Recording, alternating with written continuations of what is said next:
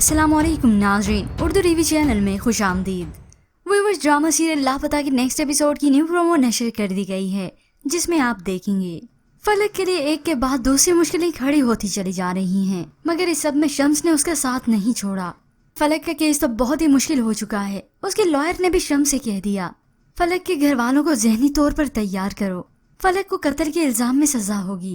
ये सुनकर तो शम्स भी परेशान हो जाता है और इस सब में गेती उसका जीना हराम ही करके रख देती है। फलक से शादी करने के लिए ना आपको जेल जाना पड़ेगा, तो वो भी गुस्से में कह देता है, कम से कम वहाँ तुम तो नहीं होगी। अब यूं ही इन तमाम हालात में शम्स फलक को अकेला तो नहीं छोड़ सकता।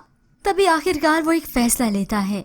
वो एक बार फिर से जब फलक से मिलने गया तो उसे भी बता देता है, दानियाल के कत्ल का इल्जाम मैं अपने सर ले लूंगा, मेरे हिस्से की जिंदगी तुम जी लेना। ये सुनकर फलक भी दुखी हो जाती है। शम्स, मैं तो तुम्हारे बगैर मर जाऊंगी, मैं भला कैसे जी पाऊंगी।